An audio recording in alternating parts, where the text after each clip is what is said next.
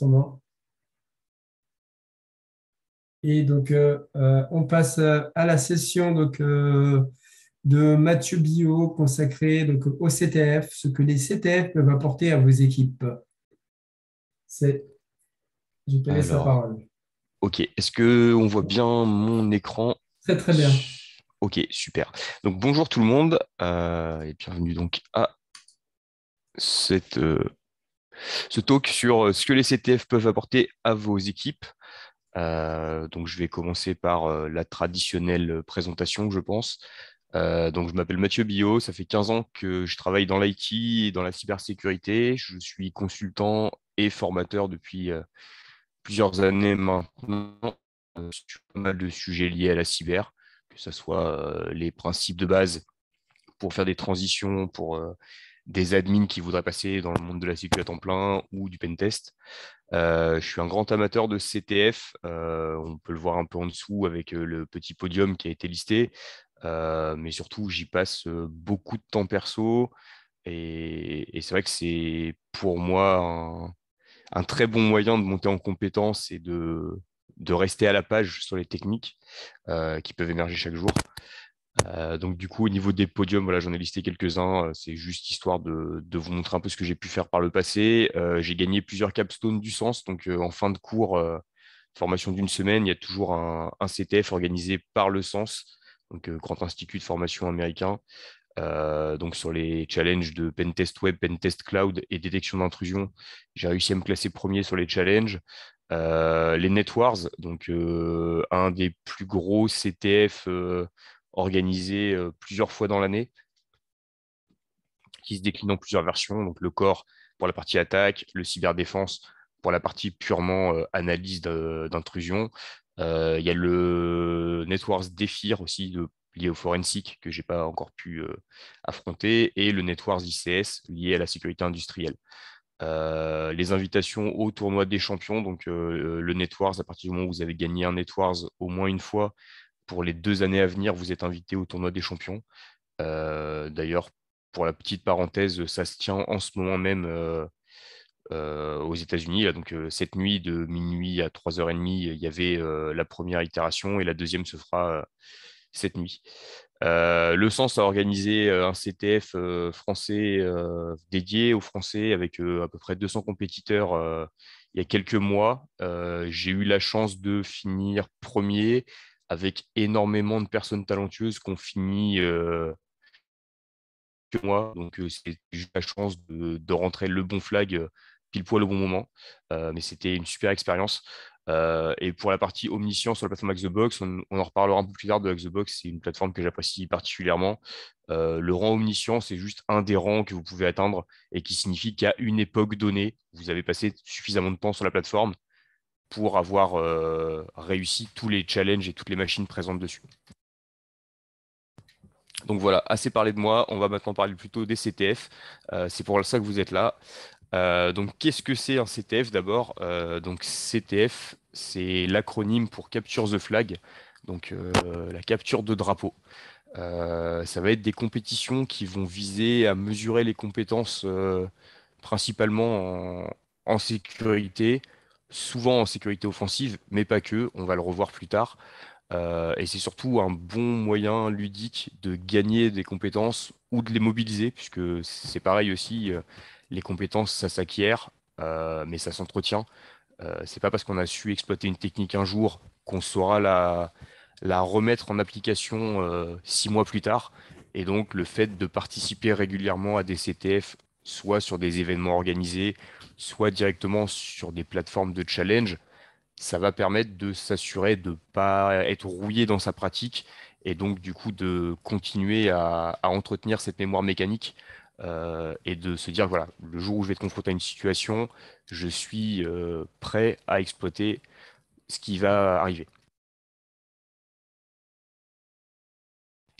Donc, je vous ai dit que le but, c'était de capturer des flags ou des drapeaux, mais je vous ai pas forcément dit ce qu'était un flag. Et donc, voilà, un flag, c'est une chaîne de caractères qu'il faudra rentrer dans la plateforme pour prouver que vous avez réussi à passer ce challenge. Donc, souvent, ça va être un hash ou une ligne d'un fichier. ça a tendance à être fait surtout avec des hashes sur des algos un peu robustes et un peu modernes pour être sûr qu'on puisse pas avoir de brute force sur les plateformes. Effectivement, si on vous demandait de rentrer un flag pour prouver que vous aviez réussi le challenge et que bah, le flag en question c'était AA ou AB, vous auriez vite fait en essayant manuellement de le taper, de réussir le challenge sans même l'avoir réussi et ça serait très vite limité en intérêt. Il faut savoir quand même que la majorité des plateformes de CTF, voire même toutes maintenant, intègrent des systèmes anti-brute force pour détecter justement les personnes qui tenteraient de rentrer trop de hash dans un délai court pour bloquer carrément le compte. Alors ça peut être temporairement ou définitivement, en disant voilà, on s'est rendu compte que la personne a rentré, enfin, a essayé de rentrer une quinzaine de hash en 10 secondes. Ça peut pas être juste une erreur. Si en plus les hash, c'est pas une lettre d'écart parce que peut-être qu'il s'est trompé, il a peut-être pas fait un copier-coller, il a peut-être voulu retaper le flag à la main et il a confondu un I avec un L, il a confondu un O avec un 0, ça pourrait arriver. Par contre, quand il commence à tester toutes les lettres de l'alphabet les unes après les autres, ou qu'il commence à tester des 5 fois A, 5 fois B, 5 fois C, ça commence à être suspect. Ce qu'on fait souvent sur ces plateformes de CTF, c'est qu'on va encadrer les flags par, je sais pas comment ils vont appeler ça, mais on va dire un décorateur, pour permettre plus facilement aux personnes qui cherchent le flag de l'identifier. Par exemple, sur TryHackMe, ça va être du THM avec les accolades et le flag dedans. Sur Hack the Box, sur certains challenges, vous pouvez avoir du HTB accolade. Pour le sens, ça va être du NetWars avec les accolades. Et ça permet, typiquement, quand des fois il s'agit de trouver un flag au milieu de millions de lignes de log ou dans des centaines de fichiers, de pouvoir aiguiller un peu la recherche en se disant, bon voilà, il y a une partie du flag qui ressemble à ça, donc on sait comment trouver. Typiquement, si on tombe sur un chal de cryptographie, alors un peu plus tard, on pourrait être amené à essayer de trouver la clé de chiffrement qui a été utilisée sur un message et essayer de revenir au message original. Le problème, c'est que si vous avez l'algorithme mais que vous n'avez pas la clé, vous avez le message chiffré. Pour revenir au message clair, vous n'êtes pas censé pouvoir le faire puisque c'est le principe de la cryptographie, hein, ça va être de rendre secret un message avec une clé que vous gardez privée. Par contre, si vous savez que le message d'origine, il contient par exemple NetWars, eh ben, vous allez pouvoir lancer des attaques sur le message chiffré. Vous connaissez l'algorithme de chiffrement, donc vous allez pouvoir le spécifier. Et vous allez dire que bah, une partie du clair connu, c'est NetWars. Et du coup, votre programme va pouvoir tourner et essayer potentiellement, par exemple, sur les premières lettres, de voir si en jouant comme il faut, il peut transformer ça pour arriver à NetWars. Et s'il voit qu'il arrive à le faire, il va se dire que ça marche bien, appliquer ça à tout le reste de la chaîne de caractères, et potentiellement, vous aurez trouvé un flag. Sur les CTF, il y a plusieurs types de CTF. Donc les plus répandus, je vous ai listés ici. Il faut savoir que les CTF, souvent, sont organisés sur des périodes de 24 à 48 heures, des fois plus pour certains, des fois ça peut être une semaine, des fois ça peut être moins, ça peut être des périodes de 3 heures. Typiquement, les networks du sens, c'est 2 fois 3 heures à 21 heures d'intervalle. Donc du coup, vous avez une coupure entre les deux où vous pouvez plus travailler, mais où vous reprenez après. Mais souvent, ça va se passer sur des conférences. Vous allez par exemple en avoir au FIC, vous allez en avoir à la GREHAC, vous allez en avoir un peu partout sur les conférences Sécu.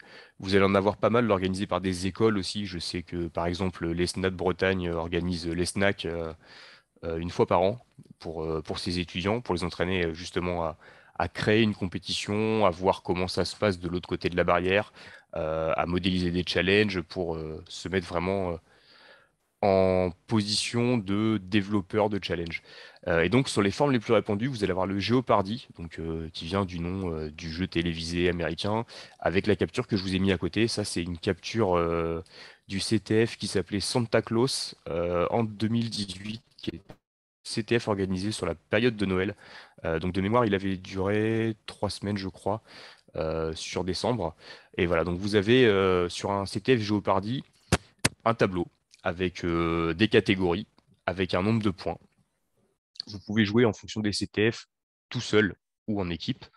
Et vous allez choisir la catégorie que vous voulez commencer, vous allez cliquer dessus, vous allez avoir le détail du challenge, vous allez avoir peut-être des fichiers à télécharger pour avancer sur le challenge ou un lien vers un serveur web ou un port ouvert sur un serveur sur lequel vous pouvez commencer à travailler avec le nombre de points qui augmente en fonction de la difficulté. Ça permet aussi de savoir dès le départ, voilà, je suis un débutant en CTF, j'en ai jamais fait, je vais peut-être pas foncer bien en tête sur un challenge à 800 points. Je vais commencer déjà par celui à 0 points, il a l'air sympa, ça va être pour nous expliquer un peu les règles, et ensuite je vais attaquer ceux à 50. Souvent, le titre va vous donner une indication sur ce qui est attendu, et vous allez voir la catégorie. Typiquement, là, on voit bien que on a du web, on a du forensic, on a du network, on a du web, de la prog. Et ça va permettre de se dire aussi que moi, au quotidien, par exemple, je sais pas, je pourrais être développeur. Et donc, sur un challenge qui va être de la programmation, je vais être peut-être plus à l'aise que mon collègue qui est admin réseau. Je sais une histoire là de cryptographie. J'ai jamais été très fan des mathématiques ou des films d'espions, donc je vais laisser mon tour à mon collègue qui, lui, a passé un master de mathématiques, adore ça, fait ça le week-end et est vraiment féru. Voilà, ça va pas vraiment de cibler. Donc, c'est ce qu'on va avoir dans les CTF vraiment les plus répandus, le Géopardy. Ça marche bien. Il y a souvent un scoreboard associé et un leaderboard qui monte au fur et à mesure. Et vous voyez au fil du temps les positions fluctuer au niveau des équipes et souvent ça garde un graphique avec l'historique vraiment à intervalles réguliers, par exemple toutes les 10 minutes. Et vous pouvez voir les équipes et du coup, il y a tout un jeu de voir les équipes passer les unes devant les autres. J'en profite aussi pour passer un message sur le CTF, même si on y revient plus tard. C'est de la compétition, forcément, donc il y a des gens pour qui il y a un enjeu très fort. Le but, ça reste quand même de s'amuser.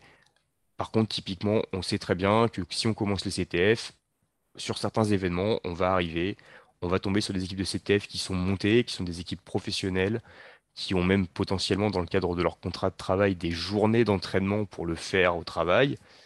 Donc, c'est pas grave. On peut arriver sur un CTF, se dire je démarre, j'ai résolu 3 challenges, j'en ai fait 3, c'est mieux que zéro. Vous ne serez pas forcément en équipe premier au leaderboard dès votre premier CTF, et peut-être pas à votre centième non plus, et peut-être pas à votre millième. C'est pas le plus important. L'important, ça reste d'apprendre des choses et d'avoir réussi à justement à résoudre certains challenges. Potentiellement, l'équipe qui va gagner le CTF, il va peut-être leur manquer un seul challenge, et peut-être que ce challenge-là, c'est vous qui allez l'avoir réussi. L'autre forme la plus répandue, ça reste moins répandu quand même que le Jeopardy, mais c'est une forme que j'apprécie particulièrement, c'est ce qu'on appelle l'attaque-défense. Et là, c'est souvent des choses qui parlent un peu plus à certaines équipes de sécurité, typiquement les personnes qui travailleraient dans des blue teams ou dans des SOC, des pentesters, mais même aussi pour des administrateurs système, par exemple. Le principe, ça va être que chaque équipe va avoir une ou plusieurs machines mises à sa disposition, qui sont ses propres machines. Les autres joueurs vont avoir les mêmes machines. Ces machines sont livrées comme des machines intentionnellement vulnérables. Donc du coup, par défaut, quand la machine est lancée et qu'elle est rendue accessible aux autres joueurs, il y a des failles qui sont mises exprès dedans pour que des gens puissent y rentrer. Vous, votre jeu, ça va être de les trouver pour rentrer sur les machines des équipes en face. Le leur, ça va être de faire pareil chez vous. Mais pendant ce temps-là, il faudra que quelqu'un s'occupe quand même de la machine. Donc du coup, ça va vouloir dire identifier les vulnérabilités en place, trouver comment les corriger, et sans interrompre le service. Puisqu'en général, sur ce type de compétition, vous allez avoir un robot qui va passer et qui va analyser à intervalles réguliers la présence de votre drapeau, donc de votre flag ou de celui de notre équipe sur la machine, et qui va compter les points pour le drapeau qui est présent. Typiquement, l'équipe A a son drapeau sur son serveur, c'est, je sais pas, 5 points tous les quarts d'heure ou autre. Euh, Si c'est l'équipe B qui a des points sur le serveur, c'est l'équipe B qui va gagner les points et pas l'équipe A. Si, en plus de ça, le port en question sur lequel le drapeau devait être exposé n'est pas disponible, là, par contre, ce qui peut se passer souvent sur ce type de compétition, c'est que l'équipe qui possède normalement le serveur va perdre des points. Puisque c'est pas le principe de rendre indispo le service. Le but, c'est que ça tourne. Et en fait, ça va simuler ce que vous pourriez avoir sur un environnement d'entreprise. à ceci près que normalement, vous n'allez pas attaquer vos concurrents, mais que vous allez avoir forcément des gens qui vont essayer de rentrer. Et le but d'une équipe, normalement IT ou de sécurité, ça va être de s'assurer que votre service et vos applications métiers continuent à être disponibles pour les utilisateurs légitimes, continuent à tourner et à rendre le service sans que quelqu'un d'autre puisse rentrer. Donc, il va falloir trouver, colmater, voir que potentiellement sur cette application web, peut-être qu'il y a une faille dans la fonction d'upload. Sur la fonction d'upload, on est censé pouvoir uploader, par exemple, que des fichiers images en JPEG ou en PNG. On se rend compte que en fait, la vérification d'extension est mal faite et qu'on peut uploader du PNG avec du PDF à la place ou du PHP dedans. Euh, ça va être, euh, ça va être plus compliqué à traiter. Alors, je vois qu'il y a une question dans le chat, je l'ai raté tout à l'heure. Le chemin du flag vous n'est pas indiqué. Alors, ça dépend. Ça dépend des formats de CTF. On va vous dire, le flag est allé chercher sur une machine à un emplacement spécifique. Typiquement, il est dans /root/root.txt, il est à cet endroit-là. Mais des fois, non. Des fois, on va juste vous dire, par exemple, surtout sur des CTF défensifs ou de forensique, trouver le flag dans l'exfiltration de données où vous allez avoir, il y a un fichier à la racine qui commence par flag, mais qui a un nom aléatoire pour être sûr que vous ne puissiez pas le taper de n'importe comment et aller récupérer son contenu.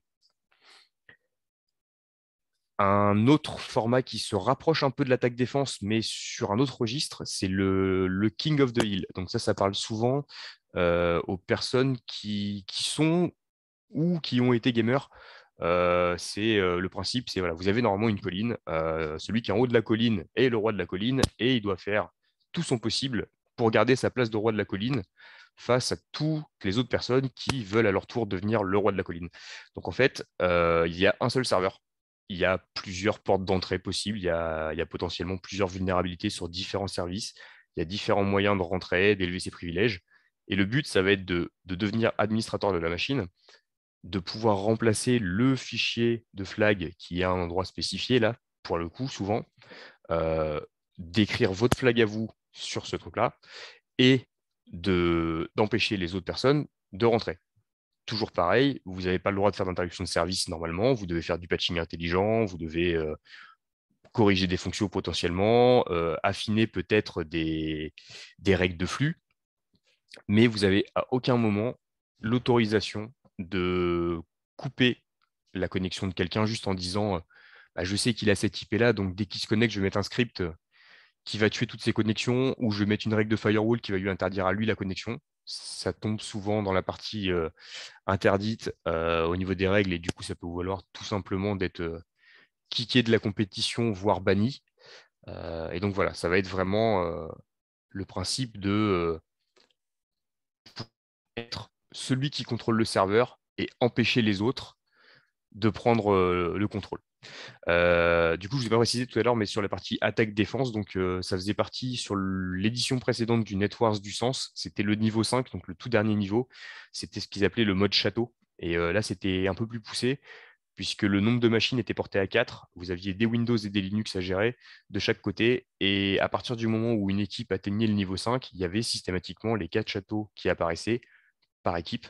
Et donc, du coup, ça arrivait très vite sur les tournois type tournoi des champions à quelque chose comme entre 80 et 120 machines dans le même pool qui avaient les mêmes vulnérabilités qui se faisaient attaquer. Et vous voyez que dès que vous ouvriez un port en écoute, il y avait des robots qui passaient dans tous les sens. Ça peut se pratiquer, ça, l'attaque défense, sur la plateforme Hack the Box, via une de leurs fonctionnalités relativement récente, ça doit faire plus de 6 mois maintenant qu'elle existe, qui s'appelle Battlegrounds, où en fait, du coup, vous pouvez constituer une équipe. Donc, alors, vous pouvez faire du 1v1, 2v2, 4v4. Donc, tout seul, une équipe de 2, une équipe de 4. Et où, du coup, vous partez dans un salon pour une durée d'1 heure. Et pendant 1 heure, il y a les machines qui sont mises à dispo de chaque côté. Une équipe attaque, l'autre défend, enfin, chacun sur ses box, mais du coup, c'est croisé et du coup, vous voyez ça. Le King of the Hill, vous avez la possibilité de le faire sur la plateforme TryAcme qui propose une douzaine ou une quinzaine de machines différentes de King of the Hill. Alors, le truc, c'est qu'à force, les machines deviennent les mêmes, vous commencez à les connaître, ça devient très rapide. Donc, le jeu devient un peu moins amusant, mais régulièrement, ils essayent quand même de rentrer de nouvelles machines. Et sur la plateforme Xbox, toujours dans le mode Battlegrounds, ils ont sorti un mode récemment qui s'appelle Server Siege, normalement, et qui est justement un King of the Hill. Du coup, là, pareil, une seule machine, il faut rentrer et le prendre. Pour la dernière forme de CTF, parmi les plus répandus, vous avez les CTF dits scénarisés, où là, du coup, vous allez avoir une histoire à suivre vraiment qui va vous amener sur certains challenges, des fois potentiellement des embranchements qui vont vous permettre de choisir quel challenge traiter, mais vous n'allez pas être comme sur du Jeopardy où vous allez cliquer sur une fenêtre et prendre. Typiquement, c'était le cas sur le dernier challenge organisé par la DGSE, le challenge Brigitte Friand. Pour commencer au début, vous aviez plusieurs voies. Et en fait, ça va se passer sur un système de messagerie. Vous cliquez, vous aviez un chatbot en face qui vous donne des indications pour commencer une mission, pour démarrer. Et ça vous permettait de tirer le fil, de faire quelques challenges et ensuite d'arriver vraiment sur la partie Géopardy, une fois que vous aviez passé la partie scénarisée.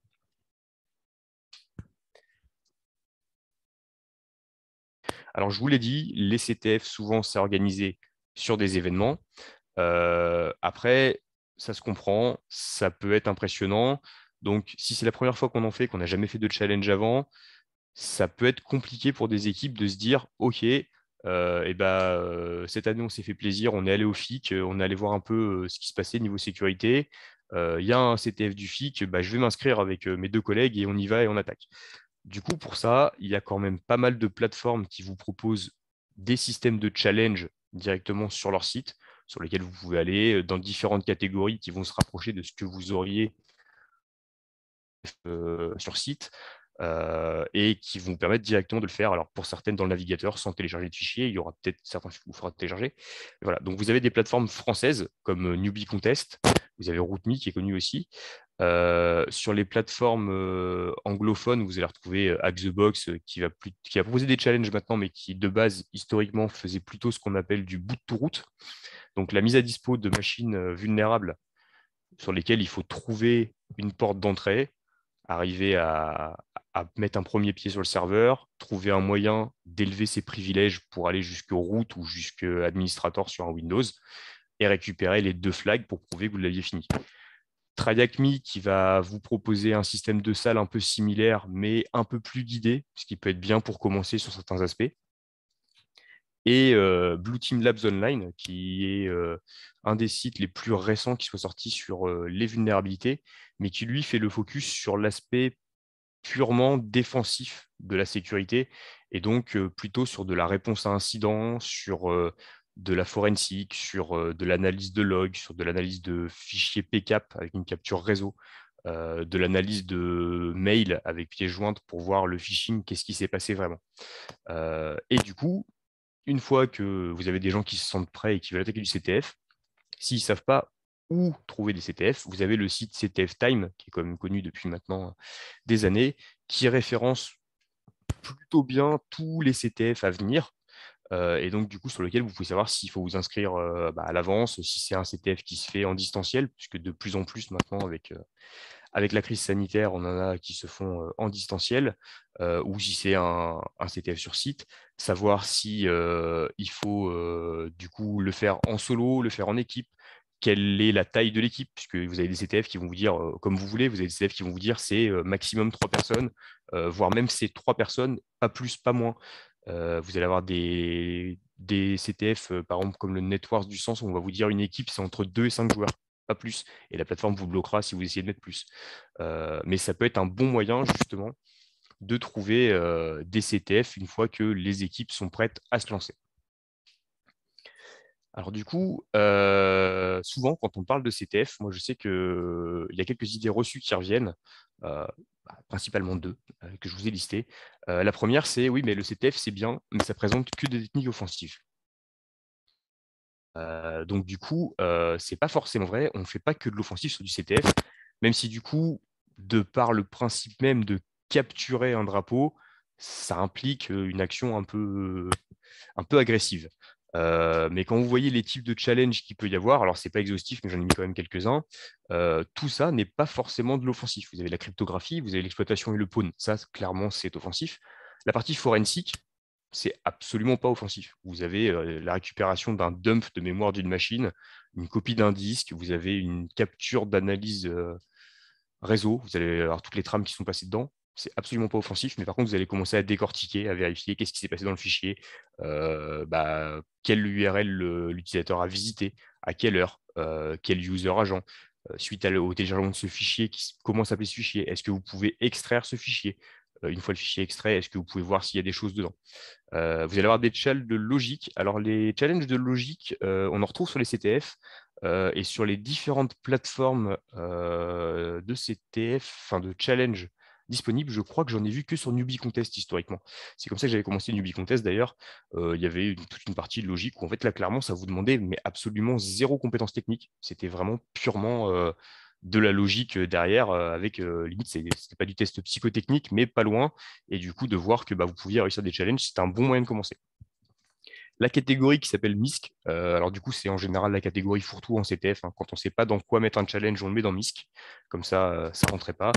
Vous avez la catégorie OSINT, donc le renseignement sur source ouverte, donc qui va être la recherche d'informations directement accessibles publiquement, typiquement de trouver des infos sur une personne, par exemple, en disant, bah voilà, on a un nom d'une personne, et à partir de là, il faut chercher comment on peut la relier à tel ou tel vous avez une personne, on va vous dire, cette personne-là est soupçonnée de faire des transferts de fonds via une crypto-monnaie. Vous allez pouvoir remonter via les différentes plateformes d'échange, peut-être essayer de trouver un endroit où sur, par exemple, Twitter, il aurait posté un message pour indiquer un lien d'affiliation sur une plateforme de crypto qui vous permettrait de remonter à son compte crypto et ainsi de suite, et de faire ce genre de suivi. Sur les CTF d'OSINT, d'ailleurs, vous en avez qui sont organisés par une association française. Et vous avez aussi Trace Labs, qui est une ONG, alors je crois que c'est américaine, et qui du coup organise ce type de challenge pour retrouver des personnes disparues. En fait, l'idée, c'est de donner un coup de pouce aux forces de l'ordre qui auraient du mal à retrouver des personnes disparues en donnant les derniers éléments qu'ils ont pu avoir et de travailler, de participer, de chercher tout ce qu'on peut trouver pour relier à la personne. Ça peut être une occasion aussi de participer à une bonne action en, en s'amusant. Vous avez les challenges de programmation souvent, donc là c'est vraiment basique, hein, on va vous dire il y a telle tâche à exécuter. Souvent, pour être sûr que vous passiez bien par de la programmation et que vous ne fassiez pas à la main, on va vous dire que vous avez un délai entre le moment où vous avez démarré le challenge et le moment où vous devez valider le drapeau, et le drapeau sera changé à chaque appel, pour être sûr que, par exemple, on va vous dire envoie une requête à ce serveur IRC, par exemple, à cet utilisateur, envoie-lui cette commande-là. Il va te répondre avec 2 chaînes de caractères et il faudra faire, par exemple, ça sera potentiellement des nombres entiers, et il faudra faire une division de la première chaîne par la deuxième. Vous allez avoir du reverse engineering où il faudra décompiler du binaire, vous allez avoir du web, donc une catégorie que j'apprécie particulièrement, où vous allez devoir attaquer une application web et essayer de trouver des défauts pour rentrer dedans et aller chercher les flags. La deuxième idée reçue, c'est impossible de commencer sans préparation le CTF. Et j'ai envie de vous dire, à un moment ou à un autre, on a tous commencé le CTF et on n'était tous pas préparés. Et tous ceux que je connais qui se sont lancés dans le CTF ont fini par y arriver. On le voit aussi régulièrement avec les Meetup Hack the Box qu'on organise maintenant tous les 15 jours, où on a des gens qui sont complètement débutants, qui arrivent, qui regardent des personnes expérimentées faire des machines, expliquer la méthodologie, expliquer comment ça marche, pourquoi on a trouvé cette faille, comment on exploite cette faille, comment on pourrait éventuellement se protéger de cette faille sur la machine. Et en fait, petit à petit, à force de voir, ils acquièrent des méthodos et ils sont capables de les mobiliser après eux-mêmes. Quand on parle du coup de challenge, on parlait aussi tout à l'heure de compétences. Donc, je vous ai mis quelques-unes des compétences techniques ou des soft skills qui peuvent être mobilisées dans le cadre de CTF. Ce n'est pas exhaustif, puisque en fait, il peut y avoir un peu tout et n'importe quoi en termes de compétences. Mais sur la partie technique, ça va toucher à tout ce que vous allez avoir comme système d'exploitation. Vous allez pouvoir du Windows, du Linux, du macOS, de l'Android, de l'iOS. Vous allez pouvoir faire aussi du réseau, puisque vous allez avoir de l'analyse de paquets. Vous allez des fois avoir des challenges où on va vous demander de détourner des moyens réseau. Vous allez avoir du scripting et les challenges de programmation. Vous allez avoir des fois du bas niveau. On va vous demander de travailler sur du hardware, donc de vraiment aller attaquer sur le firmware des machines. Mais voilà, vous pouvez avoir vraiment des challenges sur un peu tout et n'importe quoi. C'est vraiment en fonction de la créativité des personnes qui vont vous mettre à dispo tous ces challenges. Les compétences soft, donc les soft skills, la créativité, typiquement, des fois, on va voir qu'il y a un truc à faire, mais on va pas savoir comment le faire, et puis de commencer à se dire, ouais, je voudrais faire ça, on pourrait peut-être faire comme ça. C'est là aussi où il y a un intérêt à faire ce genre de compétition en équipe, c'est qu'une personne va avoir une idée, puis une autre va en avoir une autre, ou quelqu'un va avoir l'idée mais ne peut pas savoir faire, alors qu'en face, il y aura une personne qui n'aurait pas eu l'idée mais qui sait comment faire, ça va pouvoir le faire. La logique aussi, parce que du coup, des fois, de se dire, ah bah là, je viens de voir ça, donc, comme j'ai vu ça, ça va impacter derrière comme conséquence ça ou ça, creuser cette piste plutôt qu'une autre. C'est assez fréquent sur du CTF. La prise de notes, très important sur le CTF, et c'est pratique du coup pour énormément de choses au travail. Typiquement, si vous avez résolu un challenge, normalement, vous êtes content de ce que vous avez fait. Mais comme je vous disais tout à l'heure, quand on a acquis une compétence, c'est pas parce qu'on l'a acquise qu'on va la garder à vie et qu'on saura la remobiliser dans 6 mois. Donc c'est une bonne idée de prendre des notes, ça permet de se rafraîchir la mémoire régulièrement. Et surtout, la fois d'après, déjà le fait d'avoir pris des notes en général pour les gens, ça aide à se souvenir. Mais la prochaine fois que vous allez tomber sur un cas similaire, normalement, vous aurez des notes quelque part. Vous allez pouvoir dire, ah oui, il y a 6 mois, j'ai fait ça sur cette machine-là. C'était comme ça. Vous allez gagner 25 minutes sur Google à rechercher les commandes. Et du coup, ça va vous revenir plus vite. La capacité d'analyse, puisque du coup, souvent, surtout quand on va partir après sur des machines type bout de route, où on va enchaîner différents challenges les uns derrière les autres, il va vous falloir connecter les points, comme on dit, donc de se dire, voilà, si je passe par là, après je peux faire ça, et là, comme j'ai fait ça, je peux faire ça. Comme j'ai vu ça tout à l'heure, ça implique que derrière, il y a ça. J'ai remarqué cette mauvaise configuration déjà sur la machine, donc peut-être que je pourrais la retrouver ailleurs. Typiquement, je me suis rendu compte que le serveur était installé en état par défaut, qu'on n'a pas pris le soin de finaliser la configuration, et donc ça m'affiche bien en gros, bravo, ce serveur vient d'être installé, finissez la configuration. Du coup, je me dis qu'en toute logique, s'ils n'ont pas fini, ils n'ont pas changé les identifiants. Donc, je vais aller changer les identifiants. Je vais aller vérifier les identifiants. Les identifiants par défaut sont bien là. Et ainsi de suite. Je vais peut-être trouver une autre application plus loin en me disant, peut-être que sur la première, ils ont eu la flemme de changer les identifiants. Peut-être que sur la deuxième aussi. L'attention aux détails, souvent, on le voit aussi sur le CTF. Souvent, ce qui fait que les gens vont trouver le bon truc au bon moment qu'il va falloir, c'est vraiment d'avoir l'œil, de se dire, voilà, là, je suis passé, des fois, on voit des gens qui streament sur du CTF, par exemple du King of the Hill sur Try Like Me, et les flags passent devant leurs yeux. Et en fait, ils sont tellement dans leur truc, ils font pas attention à ce qui se passe autour, que le flag passe 3 fois devant leurs yeux. Il y a du monde qui leur dit, mais le flag, il est là, il est là, il est là, et ils le voient pas. Et en fait, ils sont trop focalisés sur ce qu'ils font, mais ils font pas attention aux détails. La résolution de problème, ça, c'est pour moi le principal aussi intérêt du CTF, c'est que c'est l'aspect toujours de on vous pose un problème devant vous, on vous dit juste, voilà, il y a ça, je veux ça, trouve-moi une solution. Et du coup, ça va vous forcer à justement chercher comment résoudre ce puzzle. C'est un peu comme si on vous mettait une boîte devant vous, juste une boîte toute lisse, et vous la pose, on vous dit, voilà, il y a une boîte, faisons un truc. Et du coup, vous allez commencer à chercher, tourner la boîte dans tous les sens. Peut-être que vous allez essayer d'appuyer sur des endroits, sur les coins, peut-être essayer de voir s'il est plus lourd d'un côté que de l'autre, si ça fait du bruit quand vous l'agitez. C'est le même principe pour du CTF.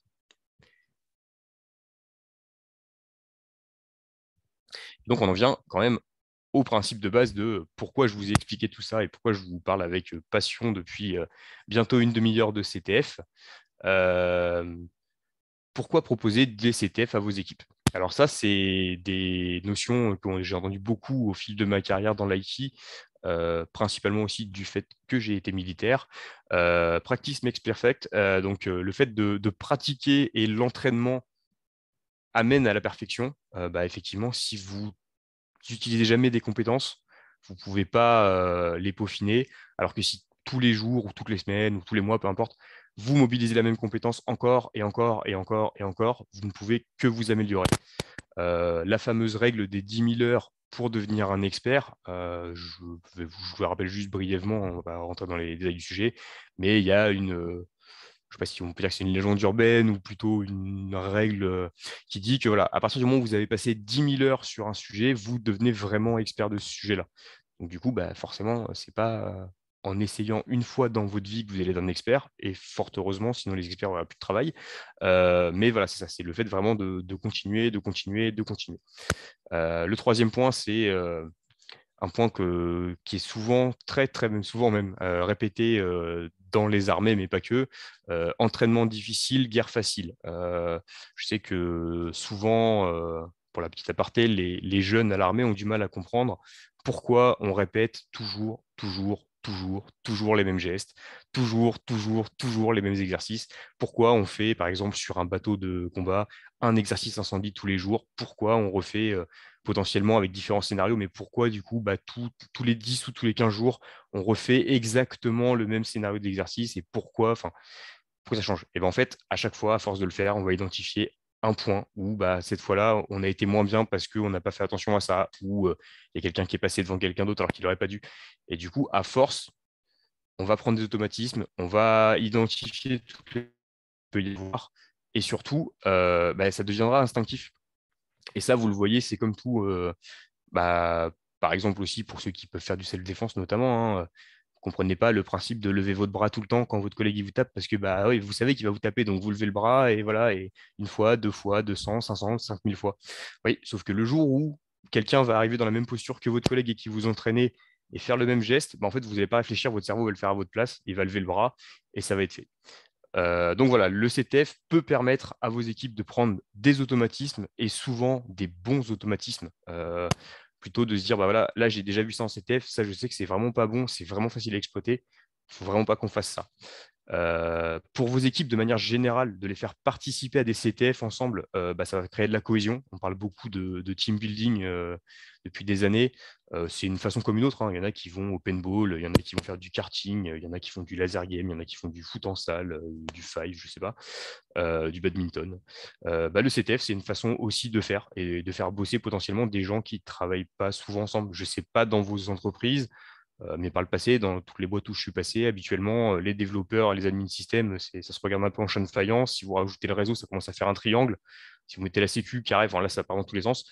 Ça peut être une bonne idée d'avoir des gens de un peu toutes les équipes qui se retrouvent à travailler ensemble sur un sujet où, en fait, potentiellement, il n'y a plus d'histoire de c'est moi qui décide. Chacun a sa pierre à porter et tout le monde a besoin les uns des autres et ça peut aider. Ça va les faire bosser en équipe, ça va forcer à communiquer aussi parce que à partir du moment où vous faites du CTF et que vous commencez à vous dire, je vais le faire de manière un peu sérieuse, je vais commencer à essayer de, pas forcément viser un top 1 sur le podium, mais commencer à me dire, bon, ok, cette fois-là, il y a 50 équipes au départ, cette fois-là, on y va, on est dans les 30 premières. Donc c'est un début. De se dire, du coup, ouais, si on est dans les 30 premières, c'est peut-être pas la peine que sur une équipe de 5, les 5 personnes bossent sur le même challenge. Peut-être falloir commencer à paralléliser. Et du coup, pour paralléliser, il y a s'ils ne parlent pas, ils ne peuvent pas savoir. Enfin, moi, si je ne parle pas à mon collègue, je ne sais pas qui bosse sur celui-là. Potentiellement, on finit le chat tous les deux en même temps, on est tout content, on saute dans tous les sens. Et ouais, j'ai fini le challenge, moi aussi. Ah, on vient de perdre un quart d'heure tous les deux, super.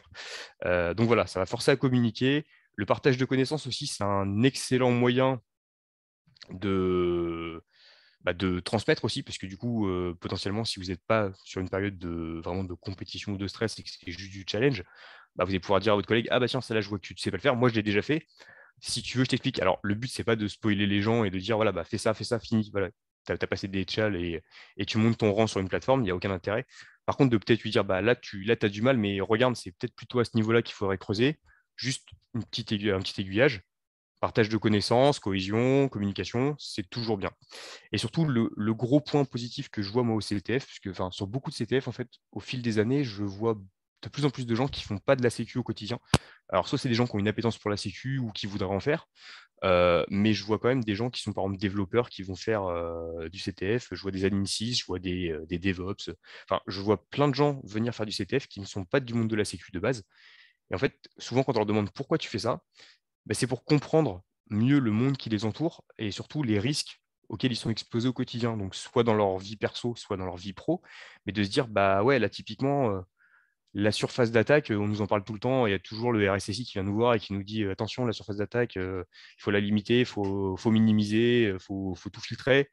Des fois, ça ne parle pas aux gens. Le fait d'être amené à une situation qui vous montre à quel point ça pourrait être dangereux, ça peut changer votre vision. Donc, on va arriver sur ma dernière slide normalement, celle où je vous donne des exemples concrets de retour d'expérience sur du CTF.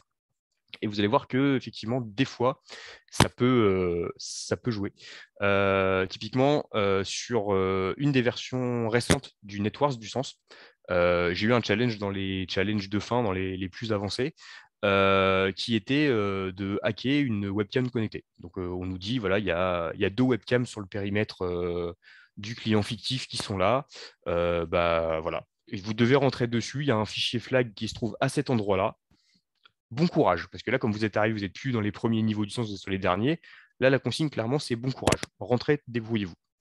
Et en fait, du coup, en cherchant donc le nom du constructeur avec les méthodes habituelles, donc on regarde un peu la source, on voit ce que c'est comme version, on cherche, euh, on voit bah, le nom du constructeur. Je commence à chercher un peu sur Google, je tombe sur deux, trois liens qui parlent un peu d'exploit dessus, je tombe sur un repo GitHub avec un bout de code qui explique que bah, dans cette webcam connectée, il y a un petit problème au niveau de la gestion des droits qui fait qu'on peut aller lire un fichier qu'on n'a normalement pas le droit de lire, qui fait que quand on le lit, on peut récupérer l'empreinte du mot de passe de l'administrateur, que cette empreinte, elle est chiffrée avec une clé secrète. Donc normalement, il n'y a aucun risque, sauf que la clé est la même sur toutes les webcams et qu'elle est publique sur Internet et que donc vous pouvez récupérer le mot de passe. Donc du coup, j'enchaîne tout ça. Je suis content. J'arrive sur ma webcam connectée, j'ai mon flag du sens, j'ai mes 10 points, je prends un petit bon classement, je suis content.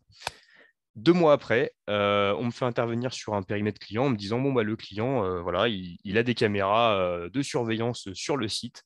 Il veut qu'on vérifie. Donc, c'est dans un VLAN isolé. Il n'y a que certaines personnes qui ont accès, mais c'était un peu large. Donc, il veut qu'on vérifie tous les droits, les machins. Vérifier ce que vous pouvez trouver. Et puis, bon, bah, normalement, ça devrait le faire. De toute façon, le mot de passe admin, il est très compliqué. Faites-vous plaisir. OK. On commence notre pentest classique, énumération, méthodo. On fait tout ça.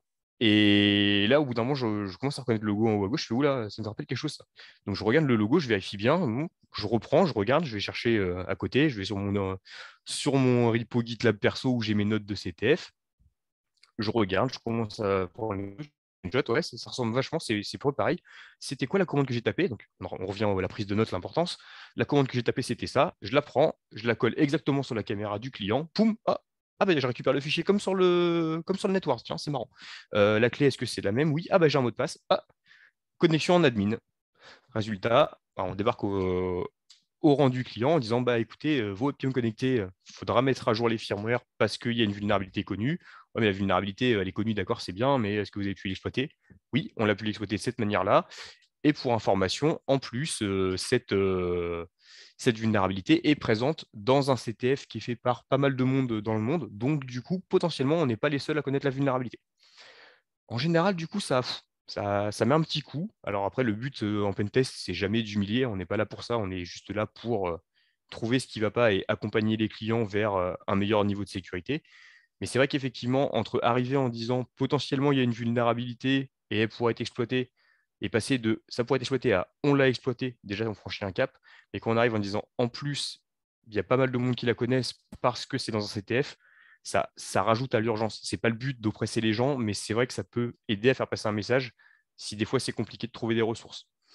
Un autre exemple qui est un peu plus récent, un web shell. Donc, le principe du web shell, je vous le réexplique quand même si certains ne le connaissent pas. Ça va être un fichier web qui va être servi sur le serveur directement, potentiellement en PHP par exemple, ou en JavaScript, enfin plutôt en PHP d'ailleurs, qui va, une fois qu'on va le lancer, permettre d'exécuter des commandes sur le serveur directement ou de récupérer la main en reverse shell. Donc, sur notre machine à nous, de récupérer un appel du serveur qui permet de taper des choses. Et du coup, il y a eu un CTF, enfin un challenge récent comme ça sur des plateformes avec un des nouveaux web shells à la mode qui était déployé. Tout le monde l'a fait, tout le monde était content. Et sur un Discord qui réunit quelques passionnés de sécurité, il y a quelques semaines, il y a quelqu'un qui arrive en disant, en collant ce bout de code source-là et en disant c'est marrant, ça me dit quelque chose, mais je me rappelle pas ce que c'est le nom du web shell, mais ça me rappelle un truc. Est-ce que quelqu'un aurait l'info? Et là, il y en a deux, trois qui sont arrivés en disant bah ouais, écoute, ton web shell, c'est pas le challenge, ce challenge-là sur cette plateforme-là, parce que on connaît. Et en fait, ça a permis ouais, ah oui, c'est vrai que je me souviens que je l'ai fait, et de retrouver le fameux web shell et de trouver ce qu'il faisait vraiment derrière. Mon dernier exemple, et après je prendrai vos questions, parce que c'est vrai que je ne pensais pas parler 1 heure, mais en fait, on en approche petit à petit. Tu peux continuer, Euh, t'inquiète pas. On adore. c'est les droits sudo sur Vim. Alors, souvent, avec certains administrateurs système, on a du mal pour la sécurité à faire limiter un peu les privilèges ou autres. Et du coup, des fois, ça part un peu dans tous les sens. J'ai eu un jour dans une de mes sociétés un administrateur système qui m'a dit, voilà, on doit faire intervenir un prestataire externe sur cette machine du périmètre client. La personne en question a déjà les droits sur le serveur, mais elle a besoin de pouvoir éditer ce fichier de configuration-là à cet endroit spécifique. Et du coup, son compte à lui ne lui permet pas de le faire. Réponse logique, tu pourrais éventuellement modifier les droits, peut-être le mettre dans un groupe qui a les droits que sur ce fichier-là et lui ajouter que à lui, histoire d'être sûr, et comme ça, on serait tranquille. Oh non, non, c'est pas la peine, t'inquiète pas, je me suis débrouillé. Yasudu, c'est fait pour ça. Je lui ai donné les droits de faire un Vim en tant que route uniquement sur ce fichier-là. Donc là, il commence à me voir me décomposer, ce qui arrive quand même pas très souvent normalement au travail. Il me dit, ouais, ça va pas, t'as vu un fantôme? Bah non, mais le sudo sur Vim, je suis vraiment pas fan. Bah pourquoi t'es pas fan? Ça va, il peut éditer qu'un seul fichier, tu veux qu'il fasse quoi? Du coup, je lui demande, est-ce que ça te dérange si je prends la main sur le terminal 2 secondes? Non, non, pas de souci, vas-y, prends la main. Bah, tu peux mettre les droits, les mêmes droits sudo Vim sur mon utilisateur à moi? Ouais, ouais, ok, vas-y, je te mets les droits. Il me met les droits. Je me connecte devant lui sur la machine avec mon utilisateur à moi. Je lui dis, tu confirmes bien que je suis mon utilisateur? Oui, oui. Tu confirmes bien que je suis pas root? Oui, oui. Tu confirmes bien, on vérifie ensemble où am I? Oui, oui, il n'y a pas de souci. Je fais la commande à laquelle tu m'as autorisé, hein, donc le sudo vim sur le fichier du client. Oui. Et regarde ce que je tape. Et donc, je commence à faire une commande qu'on peut trouver très facilement sur Internet en allant sur des sites dédiés à ça, notamment sur GTFO Beans. Et du coup, avec 2 lignes de commande qui m'ont pris à peu près 5 secondes à taper, je finis par faire entrer et je refais un Wamai et je lui montre tout fier le route. Il me dit, c'est pas possible, tu as fait de la magie noire. Non, non, je n'ai pas fait de la magie noire. J'ai exploité des mauvaises permissions que tu as mis en place. Regarde, je te montre le site. Avant tu doux, essaye de t'assurer d'aller sur ce site-là et de vérifier.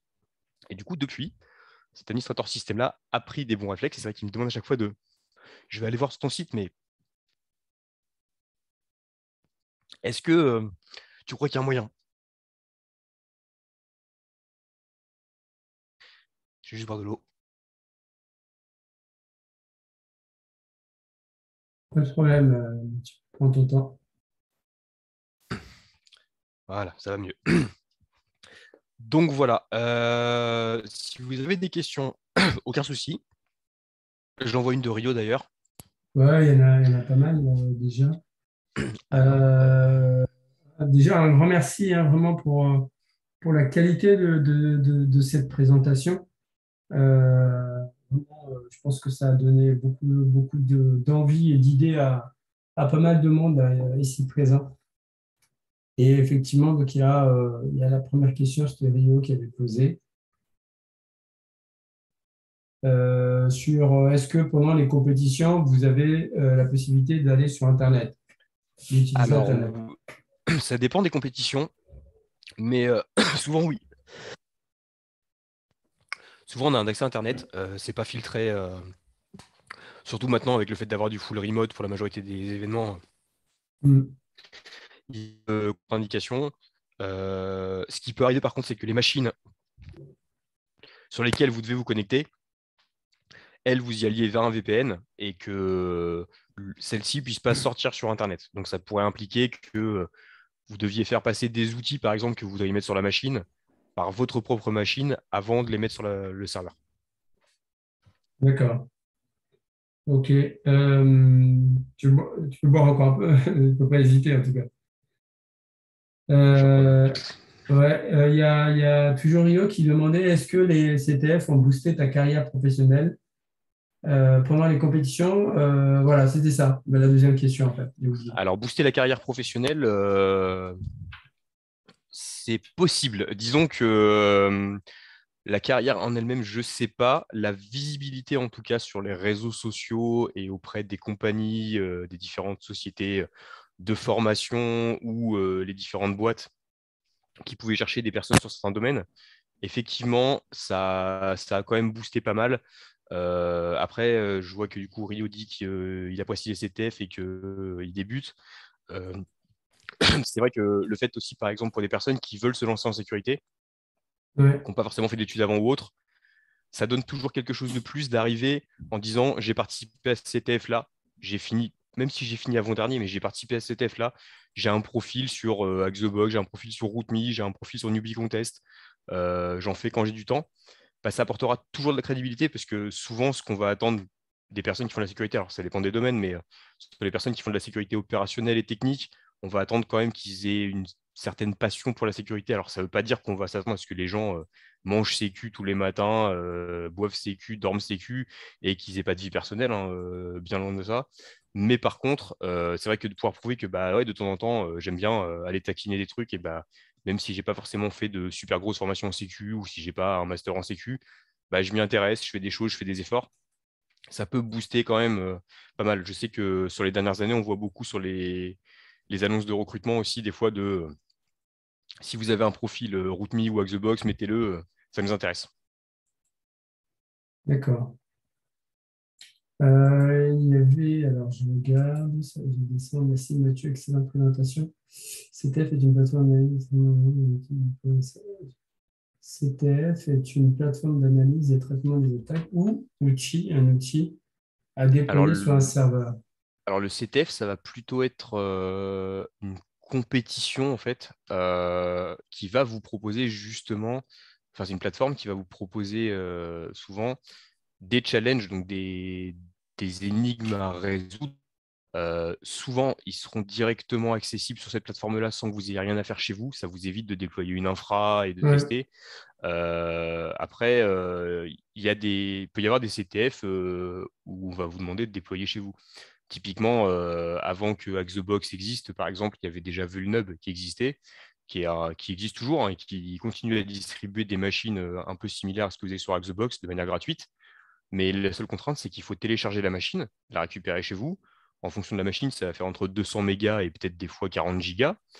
Et il va falloir l'installer sur votre machine avec un hyperviseur. Et il va falloir la faire tourner, la démarrer, consommer des ressources pour pouvoir l'exploiter. Et du coup, ça va vous prendre bah, potentiellement de la bande passante si vous n'en avez pas. Ça va vous prendre des ressources sur votre machine. Alors que là, vous avez une plateforme vraiment disponible pour ça. d'accord. Pour le web benching, ouais. Justement, combien de temps passes-tu par semaine et combien de temps faudrait passer un débutant? Perso, j'ai un compte sur Rockme et par manque de temps, je ne suis pas régulier. Combien de temps par Alors, semaine et... combien de temps par semaine? Ça dépend des semaines.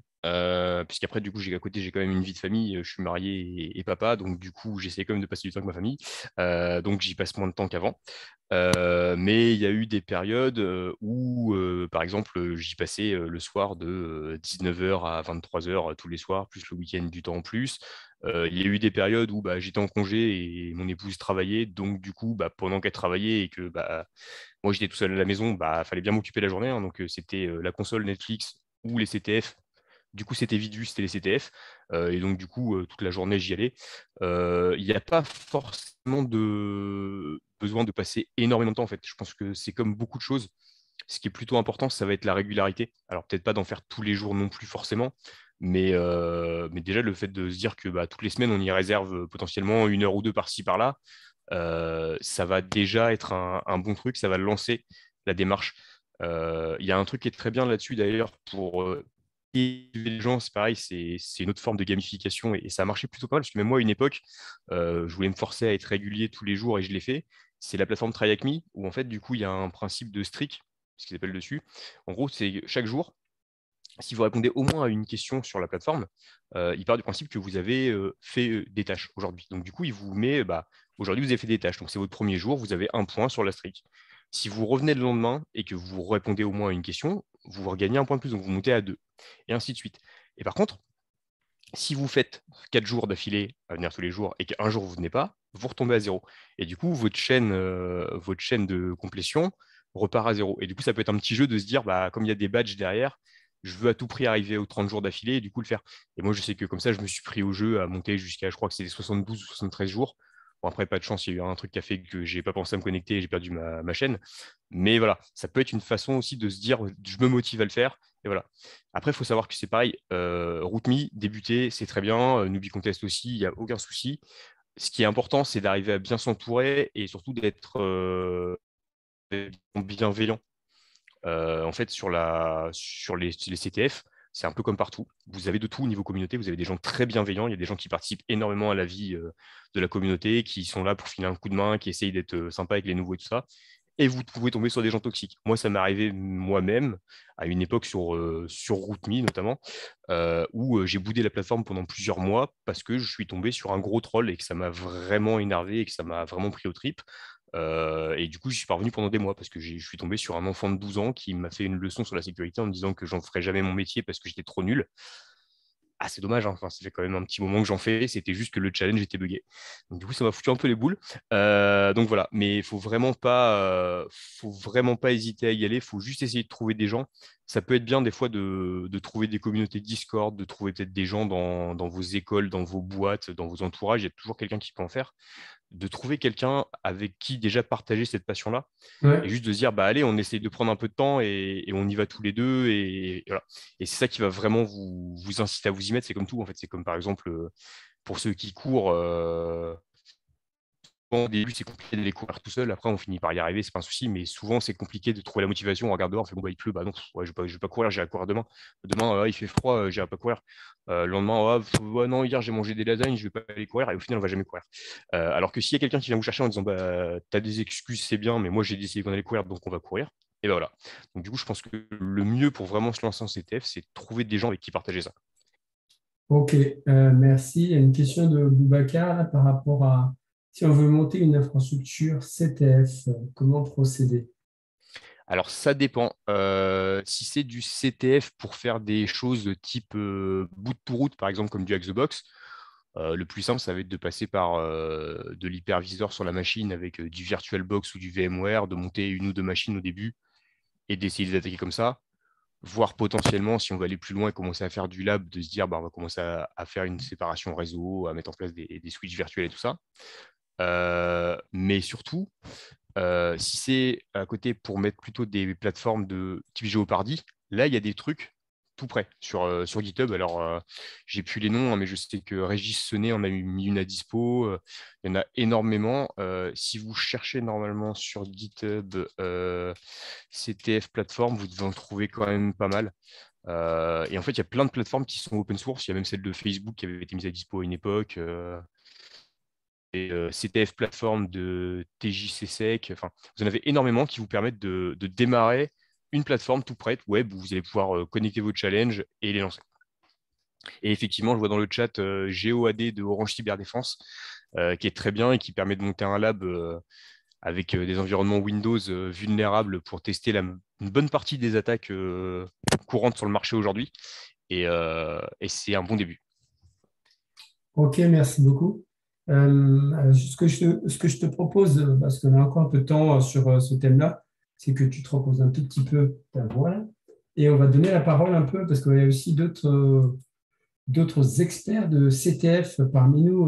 Bruno Laderval à La Réunion, par exemple, je sais que tu en fais. Est-ce que tu peux nous dire un peu ce que tu vois, les apports en fait du CTF selon toi? Bruno, je vais t'activer ton micro, pardon. Oui, Salut. rebonjour. Oui. Re- D'ailleurs, je voulais dire que c'était une très très très belle présentation. Ça résume vraiment bien ce que je pense en fait des CTF. Moi, je le vois principalement comme un jeu et comme une méthode de veille. Et j'avoue que ben, j'ai commencé les CTF plus pour m'amuser que pour apprendre. Mais après, forcément, l'un rattrape l'autre et l'un motive l'autre. Et le seul petit problème qu'on a, nous, à La Réunion, c'est qu'on est bien peu, en fait, à le faire. Et c'est comme ça que je me suis rapproché de communautés de la métropole, hein. Et bah, par ce biais-là, bah, j'ai rencontré, comme la remarque que je faisais dans le chat, bah, j'ai rencontré un collègue à La Réunion Du coup, c'est comme ça que j'ai rencontré Sébastien qui va faire une présentation Dimanche. demain, dimanche. Dimanche, ouais. Ouais. Et du coup, moi, si je peux donner un conseil en fait à ceux qui aimeraient se lancer, c'est de se lancer, mais de surtout être en perpétuelle recherche de personnes qui font ça en fait. Parce que on a participé aussi à beaucoup de compétitions internationales. Et quand on est une petite équipe de 2, 3, 4 et qu'on voit en fait qu'on y arrive, hein, sauf que en face, il y a des équipes de 10, 15, forcément, la différence, à un moment donné, ça se fait remarquer. Et il y a une petite frustration qui se construit à ce niveau-là. Donc voilà, c'était plus un appel à, si vous faites du CTF, n'hésitez pas à me contacter et on voit ce qu'on Ouais. peut faire. Mais au niveau de la réunion, il y a Olivier qui est présent, donc qui en fait pas mal, qui va être intéressé, Bruno. Olivier Legault, qui est là sur la discussion, un ancien étudiant d'Expernet cybersécurité et qui adore le Yes. CTF également. Tu Donc, pourras nous mettre en relation s'il arrive pas à me ouais, trouver. pas de souci. Ensuite, j'ai vu qu'Anthony, pareil, on ne se connaît pas, mais tu es aussi, je pense, féru de CTF également. Anthony, je t'ai demandé, est-ce que tu peux activer le micro ou est-ce que tu ne peux pas parler? Anthony, non, Anthony ne peut pas parler. OK. Ensuite, j'avais qui encore dans mon viseur? Bien sûr, il y a Sax, mais Rio.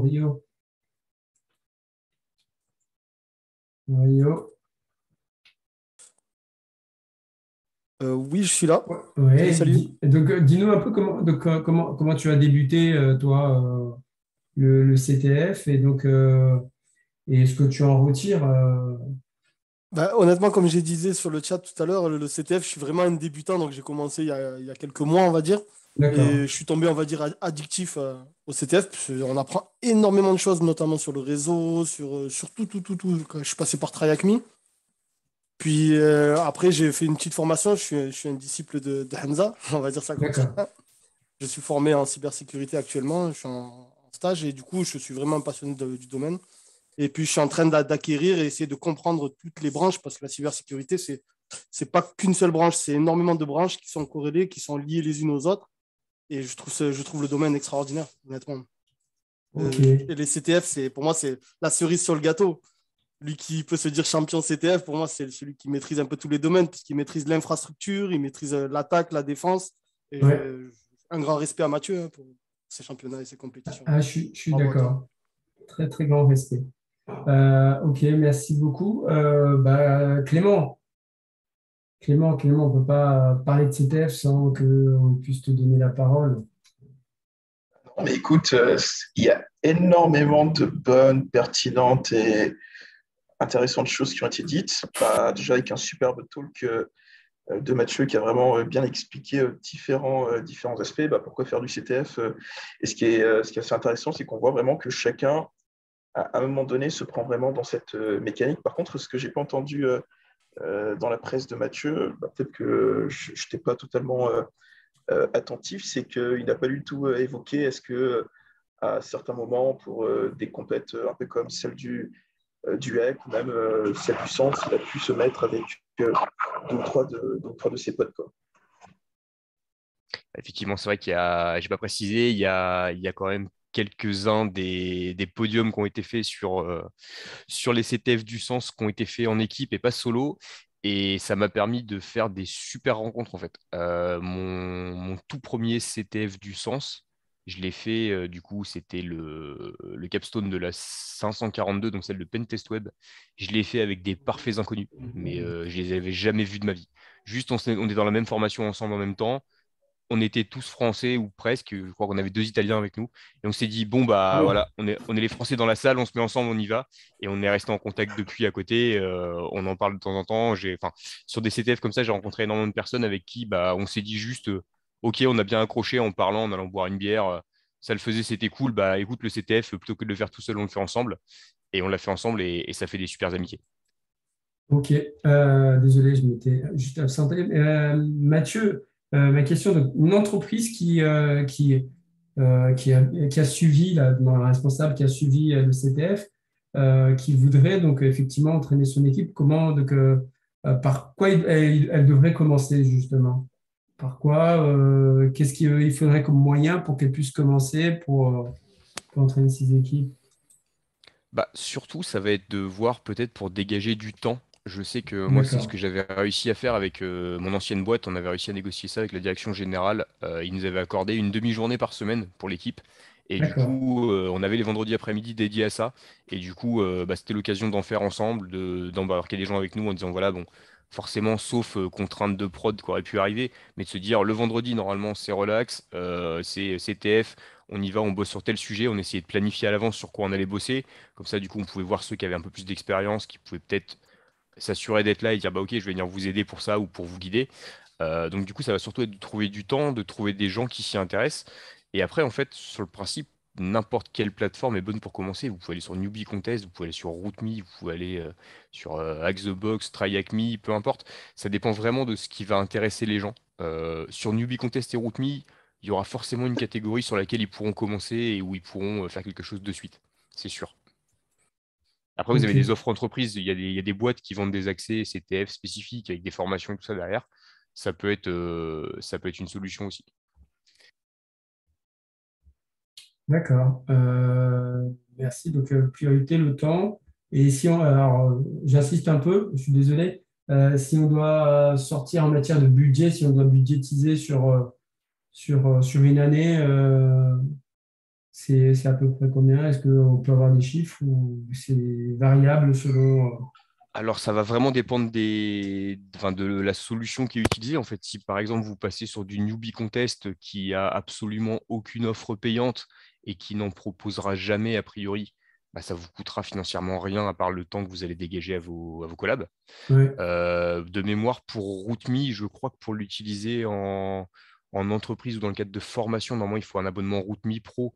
Mais RootMe Pro, c'est un abonnement pas très cher à l'année. C'est pas des dizaines de milliers d'euros non plus. Si vous allez sur du Hack the Box, ils ont une offre dédiée entreprise qui est très belle et qui est magnifique, hein. Vous avez accès à une plateforme qui est faite que pour vous. Vous avez des métriques pour suivre à quel point les gens avancent. Vous avez accès à des cours. Par contre, là, pour 10 collabs, on parle de plusieurs dizaines de milliers d'euros déjà. Donc, ça commence déjà à avoir un coût. Donc, si vraiment c'est pour initier une démarche et commencer, surtout si c'est avec des personnes qui ne sont pas forcément anglophones, ouais, je vous recommanderais d'attaquer par du Newbie Contest ou du RootMe. Si par contre les gens n'ont aucun problème avec l'anglais et que niveau budget, vous pouvez dégager un petit peu de budget sans forcément vouloir vous saigner toutes les veines, vous avez TryHackMe qui marche très bien et qui coûte de mémoire 10 dollars par mois par personne et qui vous permet du coup d'avoir énormément de salles accessibles avec des explications de ce qu'il faut faire, comment le faire, donc vraiment être guidé sur les aspects et d'avoir directement l'AVM que vous attaquez disponible sans rien avoir chez vous et même une VM d'attaque disponible dans votre navigateur sans rien installer non plus. Donc vous pouvez faire ça. d'accord. Et j'ai encore deux autres questions, Mathieu, je suis désolé.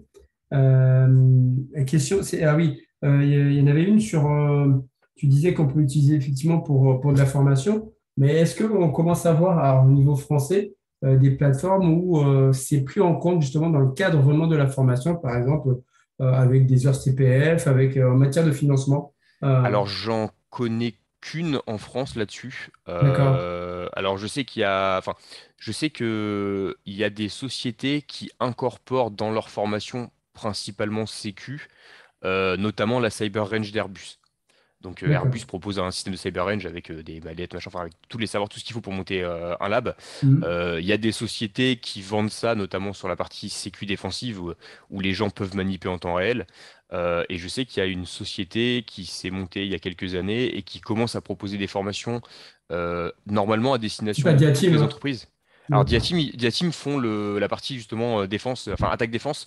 Ils la font D'accord. justement avec je crois que c'est un Cyber Range Airbus aussi. Ouais. Et donc, du coup, il y a aussi donc, Scylla qui propose pour toutes les entreprises des formations un peu sur tout, en fait, sur système, réseau, firewalling, pentest et autres, avec justement accès à la Cyber Range d'Airbus. Ok.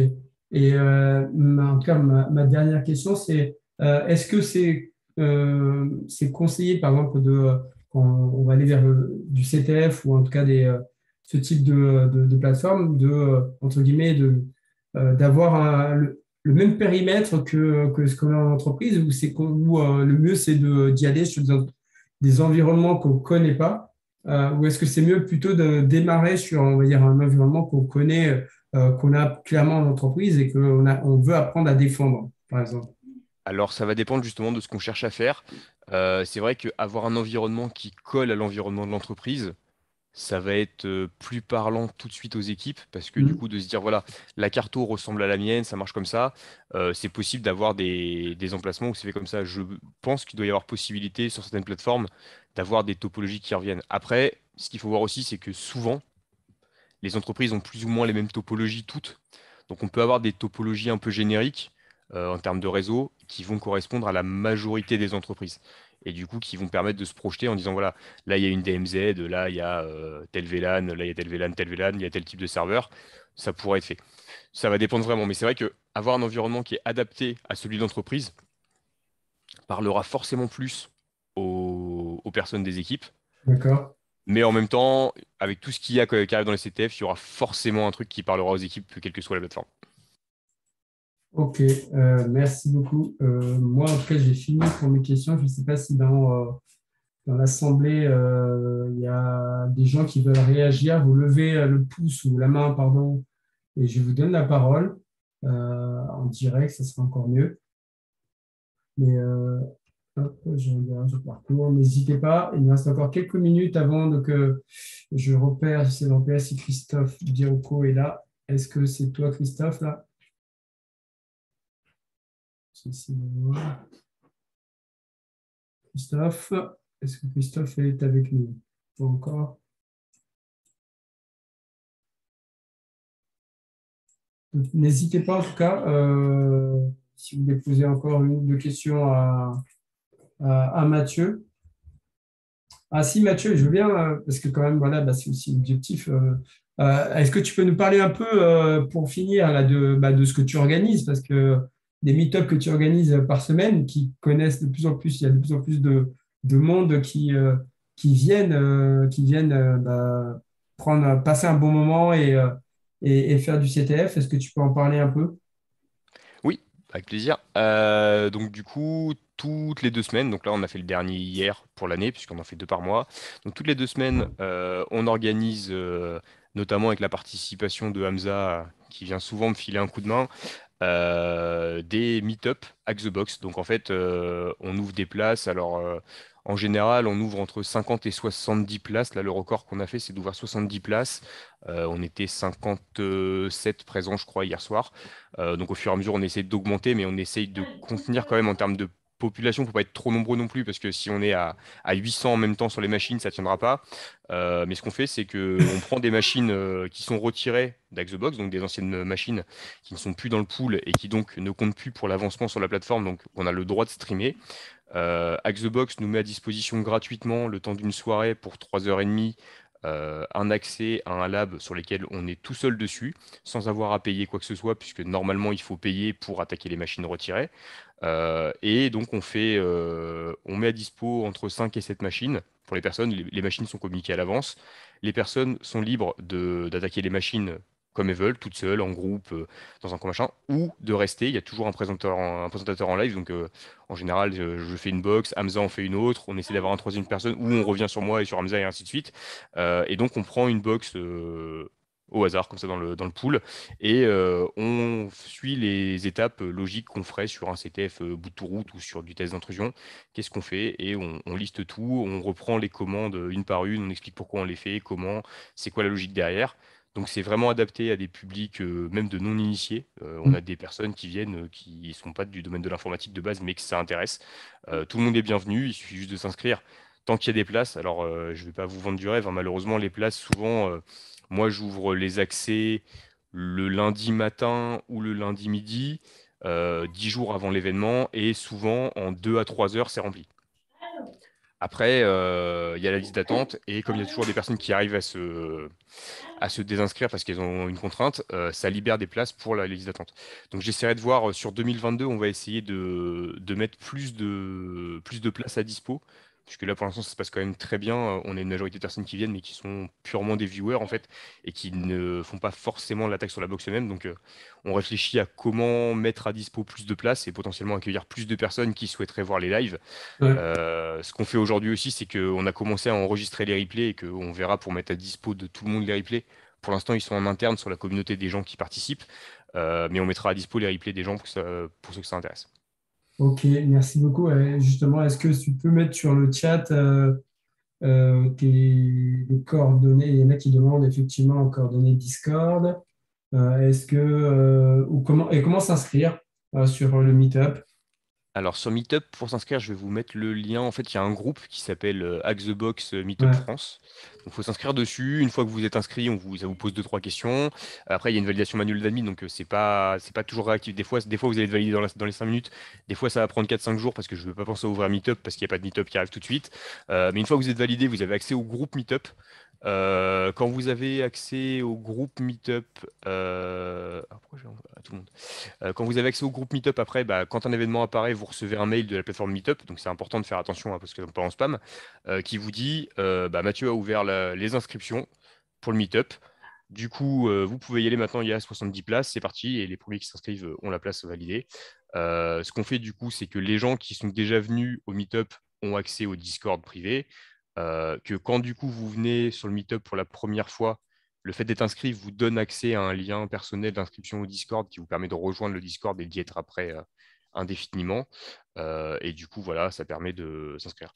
Donc, dans tous les cas, je ferai un message sur LinkedIn, je pense, fin décembre pour prévenir pour le premier meet-up début janvier. d'accord. D'ici là, je réfléchis à comment ouvrir à plus de monde en espérant pouvoir accueillir plus de personnes. Et comme ça, on pourra créer peut-être des opportunités d'accéder au meet-up au plus de monde. Ok, ok, parfait. Merci beaucoup. Alors, Sax, tu veux dire, Clément? Non, c'était juste pour saluer cette très belle initiative de Mathieu. Et puis, non, c'est très chouette. Et surtout le fait de pouvoir aussi que ce soit assez interactif et que chacun éventuellement puisse avoir la possibilité lui-même de streamer et puis de montrer aussi comment, euh, même si pour le coup il y a les write-up, mais comment en fait lui aussi il aurait attaqué différemment la boxe. Je trouve ça assez chouette, quoi. Je suis d'accord. Et il a promis de faire une box pour vraiment que lui dit comme moi, en fait. Donc, j'attends janvier 2022 pour voir. Non, un grand merci vraiment, Philippe. Merci. C'était vraiment super, super intéressant comme talk. On attend Christophe Bianco. Je ne sais pas s'il m'entend, s'il est là, parce que j'arrive pas. J'ai un Christophe, mais je ne sais pas si c'est lui. Euh, et, euh, et à nouveau, merci Mathieu d'avoir répondu présent et de nous avoir fait voyager dans le monde du CTF. Moi, j'ai vraiment pris du plaisir à t'écouter et on voit qu'effectivement, tu es très, très passionné et ça fait plaisir. Et on va voir donc, un autre passionné, c'est Christophe Bianco qui ne devrait pas tarder. Là, si vous avez donc, on a encore de la place, hein. Vous avez donc en contact vos RSSI dirigeants, envoyez-leur une invitation pour qu'ils rejoignent la salle Zoom parce que Christophe a beaucoup de choses à leur dire sur leur engagement et je vous dis, on va se régaler également comme on s'est régalé avec Mathieu. Merci beaucoup. Et donc, on se fait, alors, de toute façon, en attendant que Christophe arrive, on va faire 5 minutes de pause. Clément, tu as toujours ton actu ou tu es en train de préparer tes slides pour tout à l'heure? Vu qu'il faut que je fasse des slides, non, je vais surtout faire je vais faire des slides, prendre Ok. 15-20 minutes et comme ça. Mais de toute façon, on a tout le week-end pour discuter Ouais, pas de ici souci. et là. Donc, Bon, on fait une petite pause là, le temps que Christophe arrive. Et ça fait en plus du bien, tout le monde une petite pause. Et puis à 19h30, ça repart. C'est ça, tout à fait. Donc 19h30 chez vous. Ah non, c'est 19h30 chez nous, à La Réunion, parce qu'effectivement. Exactement. Et donc 16h30 en métropole. Donc on se retrouve d'ici 5 minutes pour écouter Christophe Bianco nous parler donc, de dirigeants et si la cybersécurité était d'abord votre sujet. Donc sujet super, super intéressant. À tout de suite.